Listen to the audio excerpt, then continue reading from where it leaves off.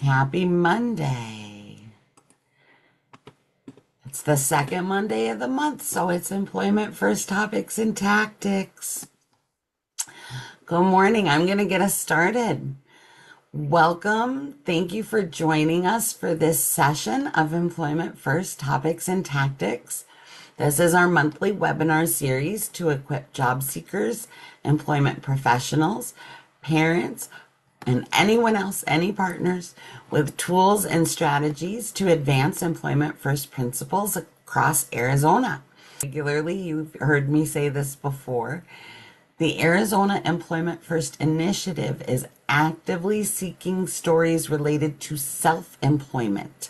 So if you are an entrepreneur or you've worked with entrepreneurs, we would love to hear about your experiences. These may be success stories. These may be stories of barriers. We're collecting all the information. So please help connect us with people you know who have stories to share. And as always, we thank all of you for all that you do to support Employment First and your collaboration with us and each other to increase competitive integrated employment outcomes. So now it is my absolute pleasure to introduce our speakers. They are going to be sharing a presentation titled Unlearning Ableism, Reflection, Awareness, and Action, and I am so excited to hear what they have to say. I've heard really good things about this. I'm going to start with Clark Waters, an advocate with over 10 years of experience supporting people with disabilities. She currently works as a case aide for Workability's Pathways to Work program, which helps adults with disabilities prepare for competitive, integrated, and sustainable employment. Clark is interested in working with autistic and non-autistic populations to close communication gaps, and she's passionate about creating environments that allow people of all abilities to thrive. Next we have, Mark, let me know if I say this wrong, Mark Mendables. Oh, I hope I said it. Okay. Close enough. Okay, I tried. You're fine. Mark is the outreach specialist for United Cerebral Palsy of the Southern Arizona's Workability program. He's been with Workability for more than a decade, partnering with employers and community organizations to expand inclusive hiring and connect job seekers with meaningful, sustainable employment. In his role, he focuses on building strong relationships, identifying workforce needs, and creating practical pathways supporting job seekers to succeed at work. And to round out this awesome, amazing panel is someone who I consider a friend that I've known for a long, long time, Vanessa Zuber, the statewide director of employment services for UCP of Southern Arizona. Vanessa brings over 25 years of experience supporting people with disabilities. She founded the Workability program in 2013 and is a founding member of the Arizona Association of People Supporting Employment First, we call that APSE, of the Arizona chapter. Vanessa has served on the Autism Society of America's panel of professional advisors. She's served as a board of director for the Autism Society of Southern Arizona organization and continues to advocate for Employment First initiatives statewide while overseeing services in Pima, Santa Cruz, and Yuma counties. So I'm so excited for this content, and I'm going to turn it over to this esteemed panel.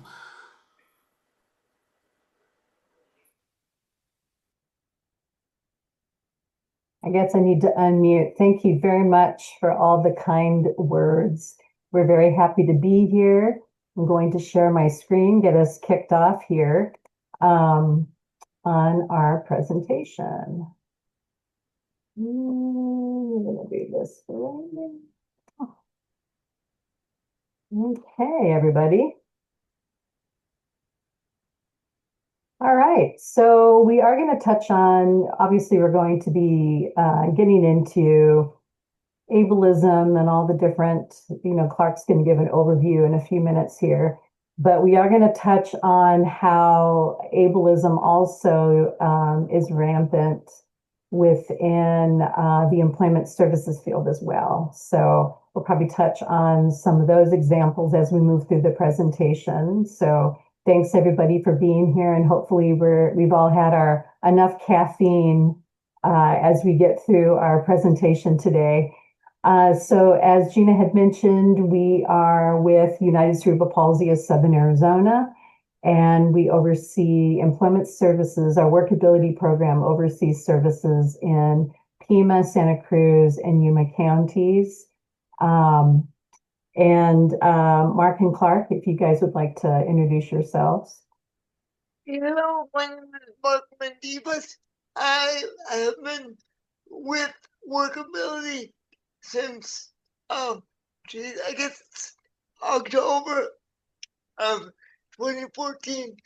And I work as the community outreach specialist for the Workability program. So basically, I help form initial connections with employers throughout Pima, uh, Pima County, Yuma County, and also Green Valley. So I help formulate those initial connections with employers. All right, and I'm Clark. I'm a case aide with the Pathways to Work program. And so a lot of my role involves working with the members, helping them prepare for competitive, integrated, and sustainable employment. And then also connecting with families, connecting with internships, connecting with DDD, and just kind of being that main points of contact between all of these disparate entities. Clark, do you want to share how we're going to kind of move through these slides? Sure. So we have our objectives, which you'll go over, and then we'll talk about key terms, and then there's a summary a little later about what all we're going to talk about. Okay. All right. Well, hopefully when we all get through the PowerPoint, everybody will have a good understanding of describing ableism and how it shows up in our society and in our systems and our communities, looking at behaviors and roles that may unintentionally reinforce ableism. And this includes in our employment, atmosphere and all the services that we provide in those arenas. And then thinking through how to be an ally, like how do we battle or how do we work through ableist ideas and thoughts. So here's our key terms, and we have a little Mentimeter activity to kick us off, which is our QR code. So if everybody wants to take a picture of our QR code, and what we're going to do is a really quick word cloud activity.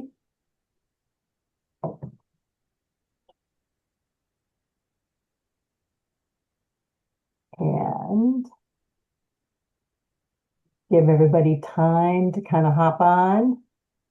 And I'm going to switch over to the Mentimeter so we can see the QR code will still be there, but it'll just be on a different slide. So give me a moment to do that as everybody gets clued in.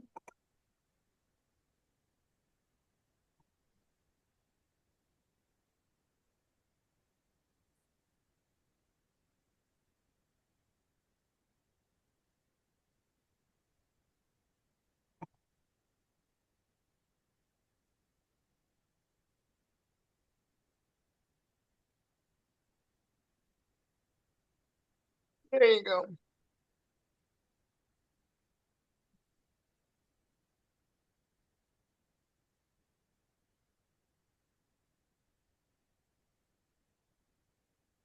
Okay. It's kind of nice to see what everybody already understands about ableism as we get into the topic itself.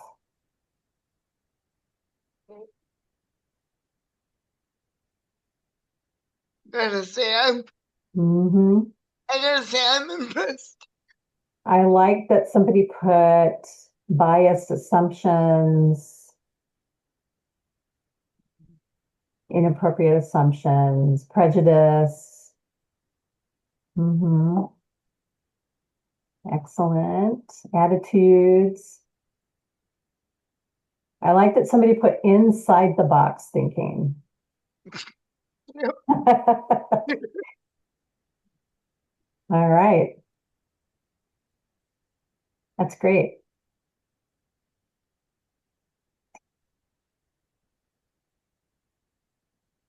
So the other thing that we've done is we've done some training with employers on ableism as well. And I think it's really been impactful to see our employers sort of, become more aware.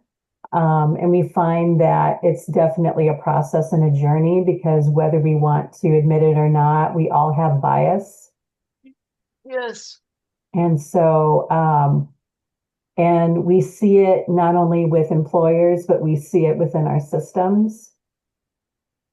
And then we also see it within our families and also internalized ableism within our members, within the people we support. So it's rampant in all areas of the work that we do. So sometimes I feel like this is a great foundation to start with when we're thinking of training people on things like employment first, because really you need to understand ableism and how that impacts everybody before you can actually have the belief that everybody can work, if that makes sense. So it's almost like what comes first, the cart before the horse. I think ableism is something that we have to address from I the get-go. um, All right. if you don't mind, I'd like to add to that. Okay. I I think part of teaching employers is kind of making them feel feel uncomfortable. You have to make them squirm and ask themselves those uncomfortable questions that they might not even think to ask. So yeah, Mhm. I I don't know if that made Mhm. sense.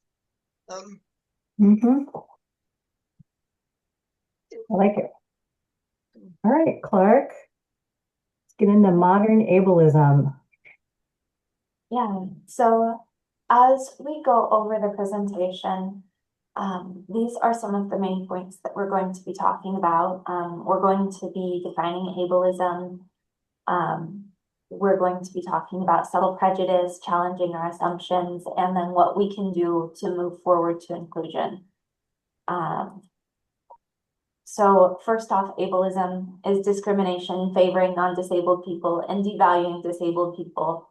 And one of the main points that we really want to bring home is that ableism can look very overt, it can look very obvious, it can look like parking your car in an accessible spot or calling people really nasty names.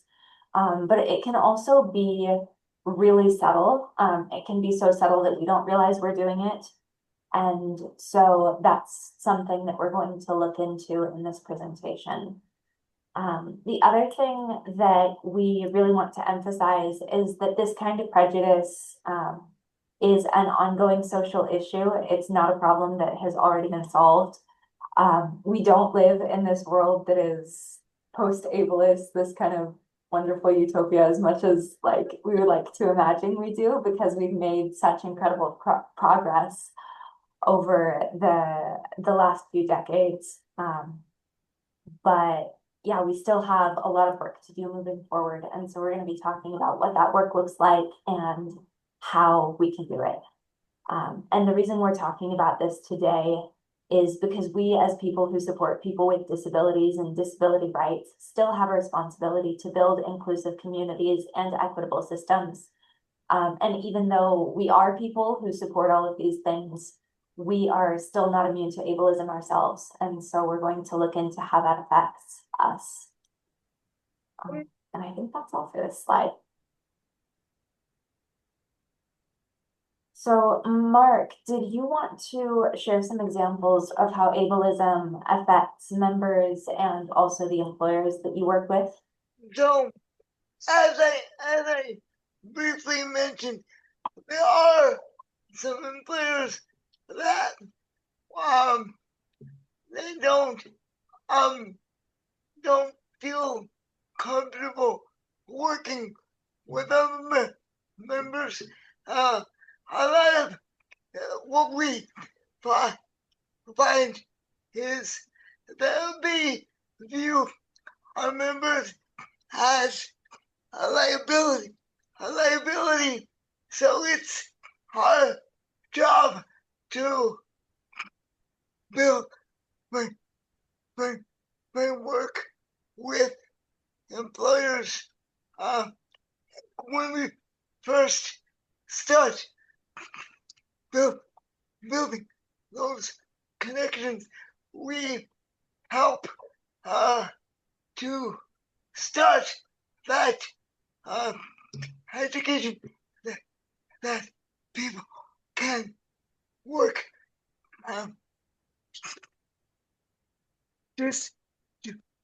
disability or not.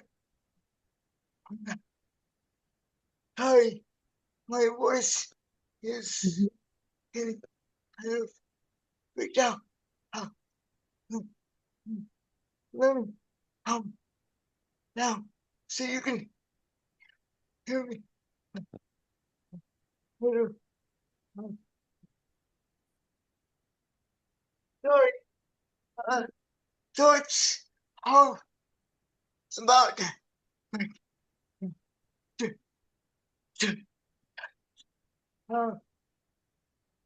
hold on 1 second. What is so let's help educate the first. That's different.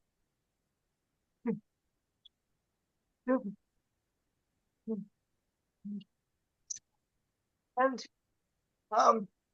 maybe still sorry. Would you like Clark to assist?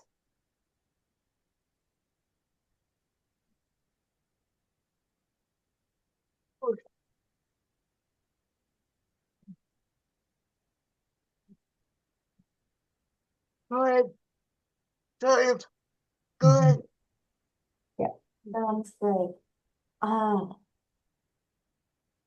So like you were saying, it does affect, like ableism has a big effect in employment.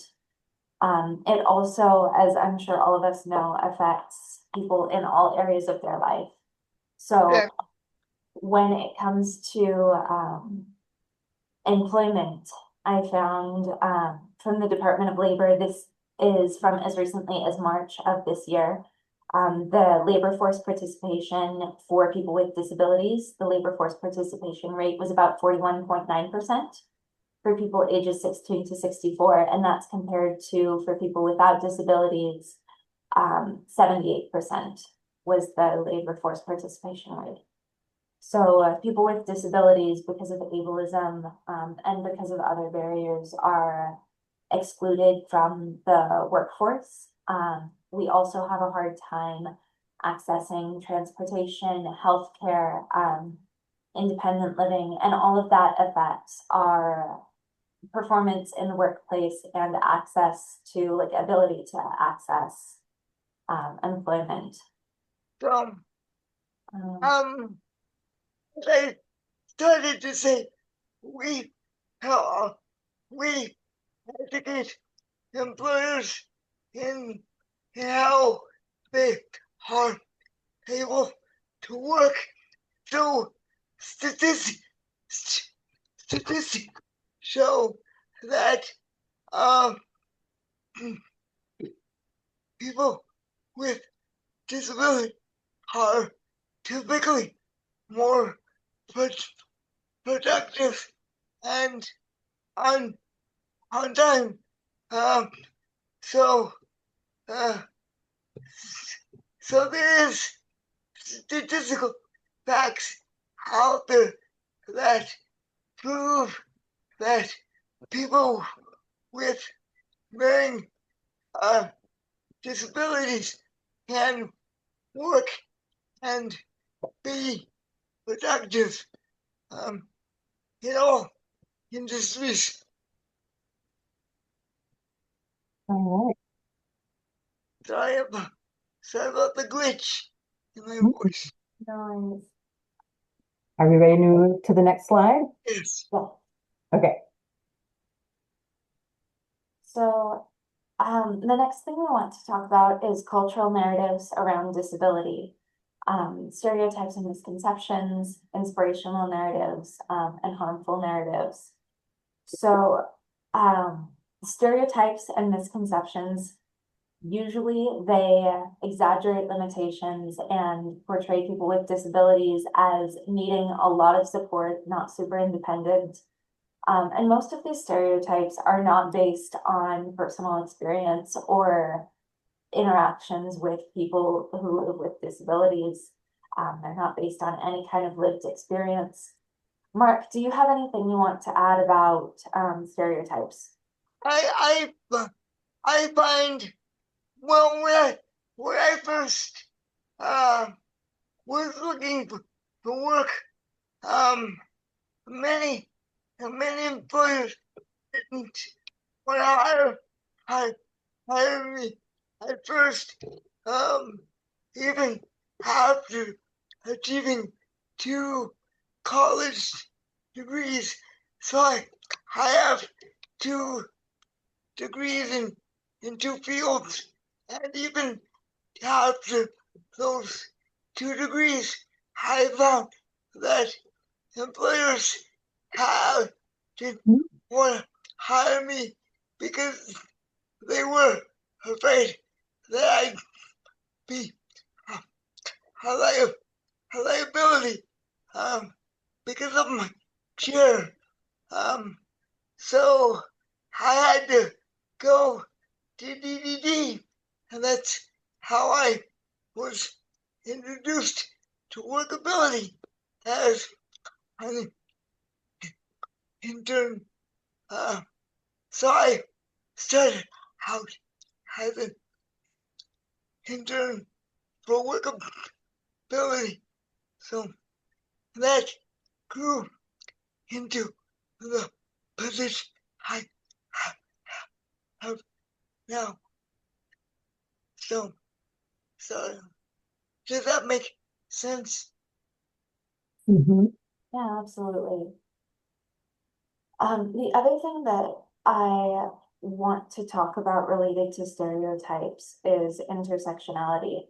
So stereotypes do affect all people with disabilities, but when we think about other isms, racism, sexism, the intersectionality between those things, and then other forms of prejudice, people with disabilities can be affected by those forms of prejudice in different ways. So for example, somebody who is trying to access medical care might have a hard time with that because of their disability, but also because of other stereotypes and prejudices that exist. One big thing that Mark and I wanted to talk about was inspirational narratives.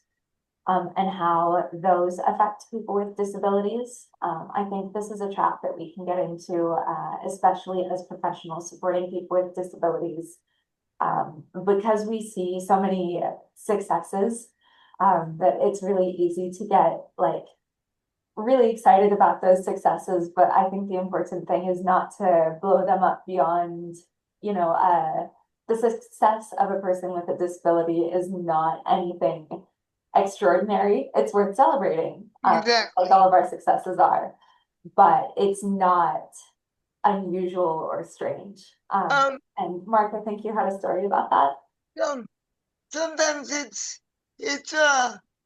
okay to point out failures too, because it's only only through failure that people can learn to succeed. I've had failures in business before I came to workability. I was an entrepreneur. I had a web design business. I just designed websites for small businesses. So that failed after a year of my being in business. That's because I didn't really know how to market my abilities. So I think that's why I failed as an entrepreneur.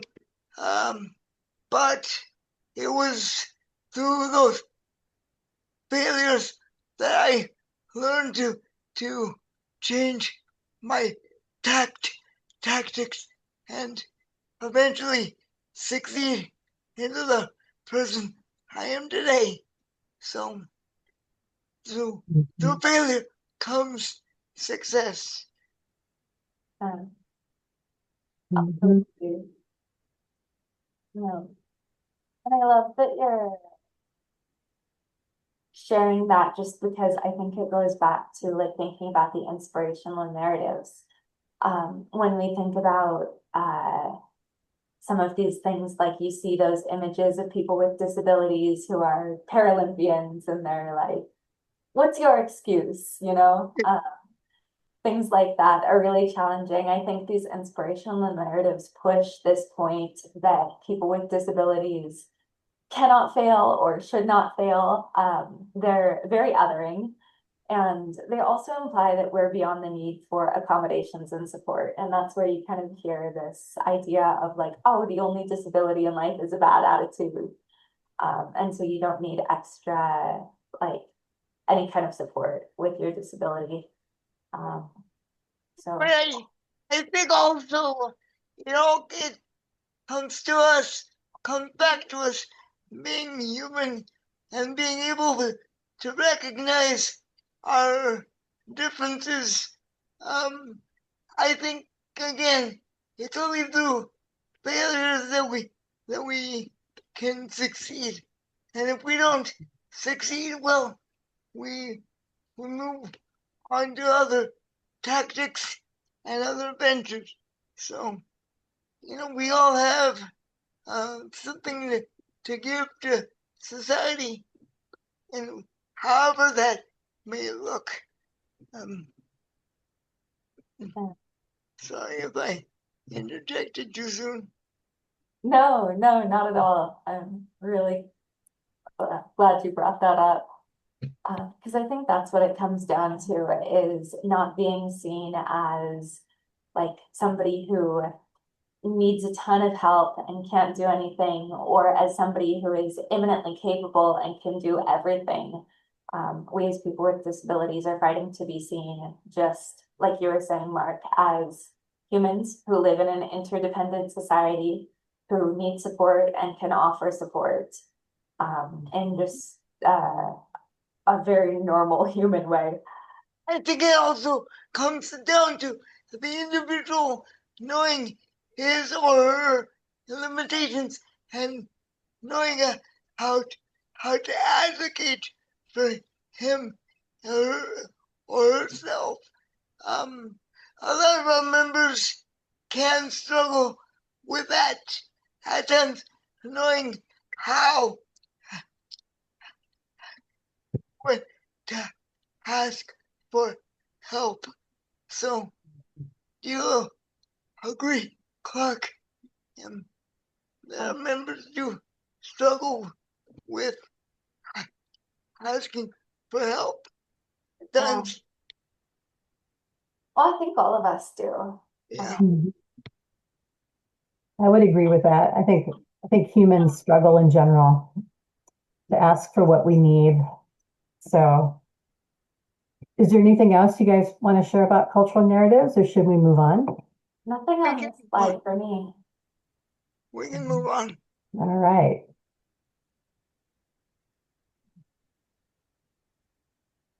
Okay, now we're going to break down some different types of ableism. And so this slide talks about like how to understand prejudice and how it works. And so a lot of times it's not simply a matter of being prejudiced or not prejudiced, right? So we have different kinds. We have explicit and implicit ableism. And explicit prejudice involves conscious beliefs and attitudes that people can report and are aware of holding, right? These attitudes. And so people are just outright, they're openly expressing their attitudes. And it's easier to see it, right? So, and then we have implicit prejudice, which refers to an unconscious bias that influences perceptions and behavior without deliberate intent. So, a person's not deliberately trying to be prejudiced, but it is often shaped by social learning, media, and cultural norms. And as we talked about earlier, some of those narratives, right? So people can genuinely believe in equality and still act in biased ways due With the best of to, intentions. due to implicit attitudes. And so oftentimes we may see this in systems. We may see it when we work with employers that seem to be pretty aware, but they're still struggling with some of their own attitudes and bias. We see it within, different organizations that are providing support to people with disabilities. They're trained, they have all the certifications, but still struggle with bias. We see it within our people that we support with each other. There's prejudices within different disabled groups, disabled populations. It's a process, that we're all working on. I'd like to add to everybody that ableism isn't about pointing the finger at humanity. It's not about that. It's about the overall education of how we understand our own behavior as humans. So it's not about pointing the finger at society. It's about educating people and educating ourselves as professionals. So it comes down to education and taking a good look at yourself as a human. So I don't know if that kind of sums it up. Absolutely. Yeah, I think that, the way it works is we see things in our social media, we see things, being taught to us at a very young age about what's normal and not normal. And all of these things can influence the way that we think, the way that we feel about things. And so by recognizing that prejudice can operate automatically and unintentionally, this just happens. And so really what we want to do is examine, um, what we need to do, recognizing it, right? Recognizing that this happens, and then changing how we go about navigating different situations with different people. And it really starts with building relationships and being able to talk about um, what's really going on, like not just sort of this hidden aspect of things, but having these real conversations about what's really happening. Sometimes it can be difficult to ask probing questions or difficult questions because we as a society, we don't like to make other people uncomfortable, but it is only through that uncomfortableness that we can work to make systemic change. That's how change happens, is breaking down those stereotypes and making people feel uncomfortable so that they can take a look at how they're handling themselves or processes in the work that they do. Well, I think oftentimes, Mark, when you and I, when we've done trainings with different employers, I think one of the first things we do is we sort of open up the dialogue.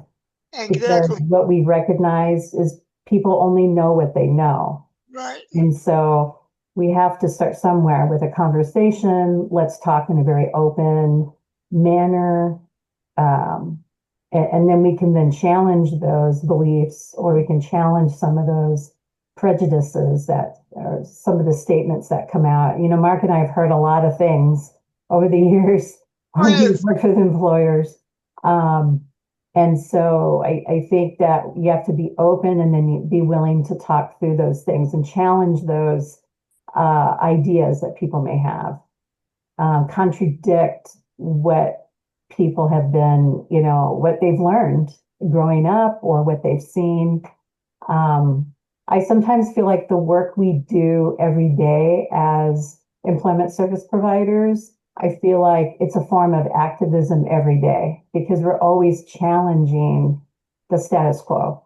We're always challenging what people think by supporting people into work opportunities or just challenging people's ideas on a day-to-day basis in the work that we do. Do you want to talk about how employers handle discipline in the workplace? Because employers can have a difficult time to discipline our folks. Do you want to talk? Yeah, it's funny because I think it's a complex thing, right? Because it also touches on things like dignity of risk, right? Like I feel like we as providers are always getting into these conversations about dignity of risk, which to me is sort of connected with ableism, right? Because teaching employers that, if somebody, there's two sides of it, I think. There's the accountability piece. Absolutely. That has to be there. But this next slide is breaking down types of ableism. And so a lot of us has probably seen some of this throughout the work that we do, but we have things like symbolic ableism, we have aversive ableism, low prejudice, and then we'll talk a little bit about the impact of unconscious bias. But a lot of times symbolic ableism involves high levels of explicit and implicit prejudice. And it's oftentimes expressed through opposition to disability rights or accommodations or policies framed as special treatment. And we see this a lot in employment, right? Right. That accommodation, why should we accommodate this person? You know, we'll get those types of questions, or, you know, why should we treat people different, right? When really they're just asking for a reasonable accommodation. It's not really any kind of special treatment. And then aversive ableism oftentimes is actually the most common form. And this is, you know, we see aversive ableism oftentimes in like systems. And I apologize, but I have a cat that wants to help us here. And so aversive involves low explicit prejudice, but high implicit. So this means that, you know, people who fall into this category often see themselves as progressive, but still discriminate in subtle or ambiguous situations. And so this could be like, you know, I don't know, you know, if you're in some kind of a team meeting and you see a case manager that's being really, I don't know, playing into cultural narratives by not supporting that this person get an integrated job because they feel like, well, they're too disabled. I mean, they're not really saying it that way, but, well, they're not ready to work, right? I think I see that often. And I see that as aversive, like they're on board, I believe, but they're really not going to encourage or support this person going into an integrated setting. We're just going to keep them in community-based, even though we all know they're ready to make the leap. Sometimes, sometimes what our job coaches do is our job coaches, they do informational interviews with employers that gives the employers opportunities to see firsthand what our members are capable of. We have internships at area deserts sports and fitness. Clark, do you want to talk about that and some of our internships? I'm sorry, Mark, we have to kind of move along. We have about 10 minutes. Sorry. That's okay. I'm advocating. Okay. Okay, so just to share that, you know, understanding the categories can help us see why ableism persists. You know, even in societies with civil rights laws and widespread support for equality, right, in principle. And so, you know, we're working on it. I think it's a process, and I think it's all about just being willing to look at it and make some changes in how we perceive and our attitudes, and not being afraid to ask a lot of questions. And just remembering that unconscious bias, you know, sometimes we're not aware that it's even happening. Right. All right. And it can be hard. It can be a difficult habit to break as humans. Okay. We're on the home stretch. Mark and Clark. All right. So we'll go through this really quick. Disability prejudice, like when we talk about ableism, I think it's easy to say like, oh, it's just something that's kind of a bummer, but it does make a significant real world impact. I have a lot of statistics. We're not going to go over all of them because of time. But I do want to talk about how disability prejudice correlates with increased institutionalization and less investment in community-based services. Obviously impacts employment, and negative language can reinforce stigma and influence public attitudes about disability. And Mark, do you have anything more you want to add about any of those things? Yeah, I would just like to say that I personally live on my own, and I receive ATBS services in my own home.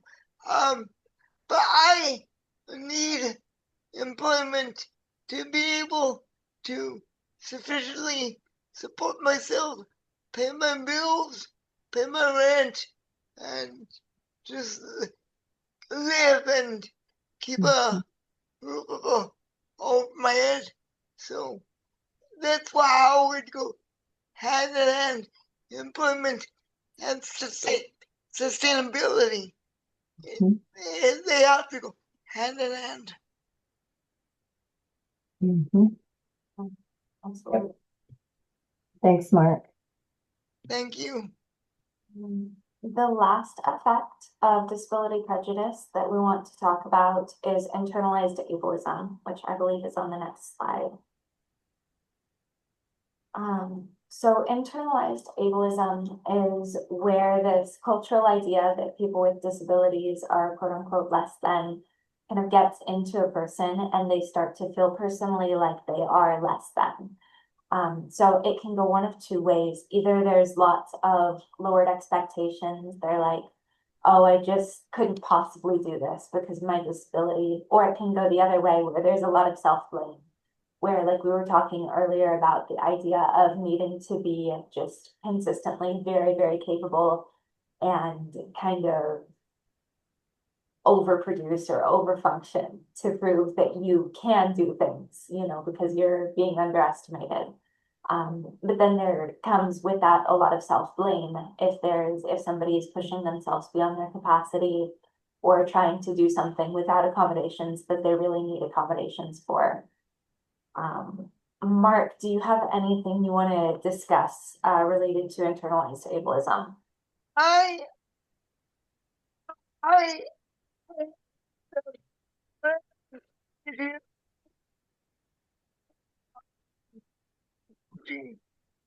it's about some of the technology I needed, but after my initial conversations that I had with Vanessa, with us, guy employed with workability, those now that conversation became easier after she learned about speech recognition technology. It's one expense, but well worth, and it's technology that other people can utilize as well. So it really pays for itself.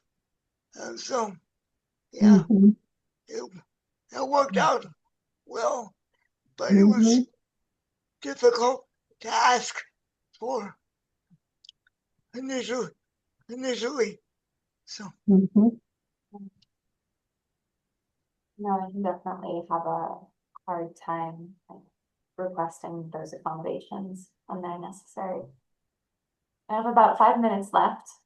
We need to talk about overcoming internalized ableism, what can be done, and then we have one last activity. So I think Vanessa, if it's okay with you, we can skip over this slide. Okay.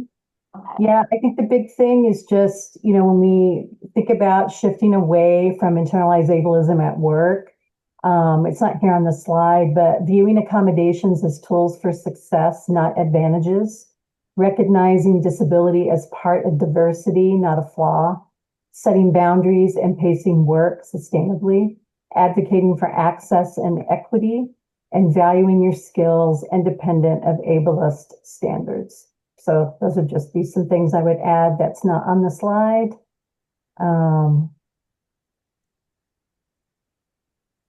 We have our key takeaways. So hopefully everybody has been able to take a few things from this training that's been helpful. I don't know if Clark, if you have additional things to share. I Be good. I think the big thing for me would be that last, or just the idea of nothing about us without us, making sure that people with disabilities are involved in the decisions that affect them. Mhm. Mhm. Paying attention to our own language, taking responsibility, not just assuming that because we are people who believe in this cause and work in this field, that we're completely above ableism, whether that's, implicit or explicit or internalized, understanding that it does affect us. Mhm. That's great. Okay, so we're on to what can be done. I think that, as Mark mentioned, or Mark and Clark mentioned, I think just continuing to have a commitment to making those changes and to not feel bad if you mistakenly catch yourself or, to me, it's just a process of working through these things and not being afraid to ask questions. Um, and then, again, encouraging our systems to work on those changes as well. Each of our organizations maybe have ableism as part of your training and your onboarding. All those kinds of things. Okay, so we have another Mentimeter. We might not have time to go through it, but it's a little quiz just to challenge what if everybody was able to. I'm going to stop. I'm going to move to the other presentation slide. I really appreciate everybody's time today and participating in this presentation, and I appreciate Mark and Clark. Go over here. Thank you, everybody, for joining. Okay, can everybody see the screen? I can. Okay, excellent. So here we go. Gives us our directions on how to play. Oh, here we go. Everybody's loading in.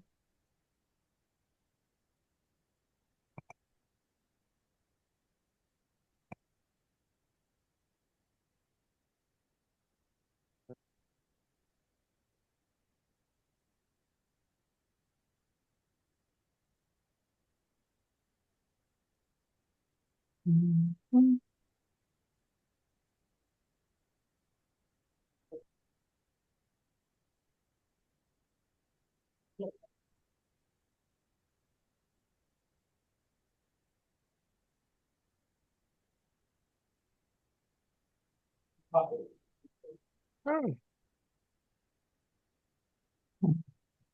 Do what everyone comes up with.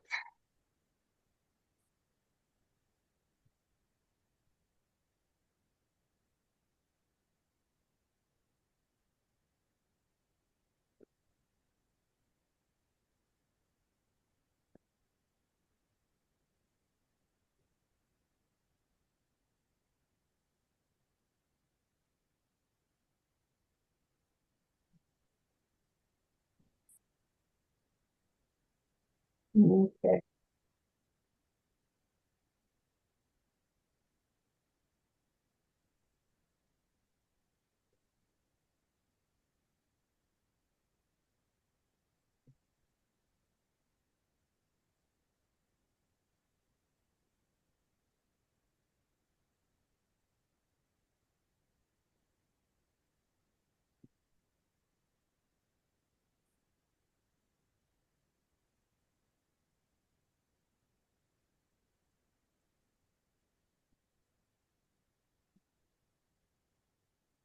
All right.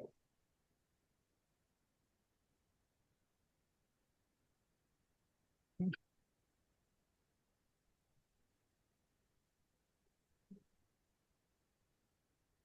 kind of moving along fast. I apologize. But this will be active actually for the next day and a half. So you have plenty of time to take the quiz. Oh, this is so fun. I love it. And I don't know if you guys are seeing all the love you're getting in the chat, so I wanted to make sure that you saw that. Well, I just want to thank Mark and Clark as well for being my co-presenters. I hope everyone was able to understand my speech. I know sometimes it was a bit broken, and I do apologize for that. No I think worries. you were fantastic. All of you were fantastic. And I'm grateful to all of you. Thank you.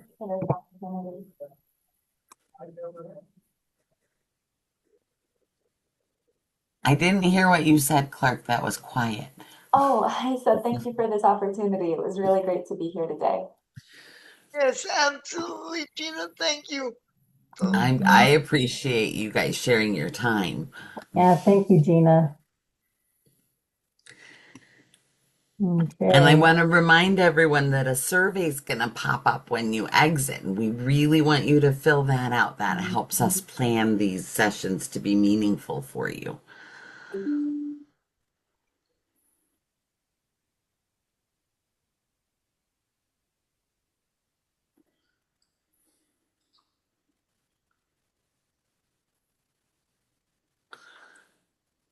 Yeah, I think I almost feel like this could be like broken up into more in-depth conversations, right? Oh, Yeah, this whole topic could be a college course. There's so much to explore. yeah, there's a lot. Especially we've been thinking a lot about internalized ableism too, more and like thinking about giving more tips and strategies because I think that doesn't always get talked about enough. I, I Yeah. would just, I would just like to reiterate what Vanessa was saying about maybe adding ableism training to onboarding processes Mm-hmm. for employers can be really helpful to opening up those difficult conversations, maybe at, at an interview, and knowing what questions to ask for the job seeker to ask, um, and to prepare the employer for some of the responses that they might hear during an interview. So, maybe including that in the onboarding processes for Mm-hmm. employers can be helpful. I absolutely agree with you. Mm-hmm. And I think so often professionals, we really think, well, we're the professionals, so we would never do anything that's ableist. But there's just so much of it that's unconscious and prevalent. And those of us who want to do it right all the time still make mistakes. And that's why we have to talk about it and we have to support each other to do better and acknowledge how we've all been shaped. And just like the title of your presentation, we have to unlearn it. Exactly, but I think it's not so much about pointing the finger. So we don't want to seem like we're pointing the finger. It's just about recognizing it as humans, as a whole, and Mm-hmm. trying to look within ourselves. Yeah. We have to acknowledge it to do better. We have to be willing to learn and yeah, it's not about a shame. It's just about Right, understanding. right, exactly. Mm-hmm. Okay. There's just two more questions. We don't, everybody's ready to hop off. We understand. But we really appreciated everybody being willing to join us. And if anyone has questions, I can't remember if I put my email in the chat box, but people here know how to get a hold of me. So please don't hesitate to reach out. Vanessa, do we need to add our email anywhere? They are on the slides, and Gina, I'm not sure if we should share the PDF version of this, or Yes, once you send it to me, we always do an accessibility check and we'll get it posted. And once the recording's all cleaned up, we'll get that posted too. And anyone reach out to me if you need something more quickly than that all takes, because we're happy to get it to you. All right. All right. Well, I would say everybody who participated in the quiz, you guys did a great job. Yay. Got a smart bunch. Yeah, smart bunch. I love it. All right. Thank you all for your time. I posted in the chat about next month. Thank you, Vanessa, Mark, and Clark. You guys are amazing.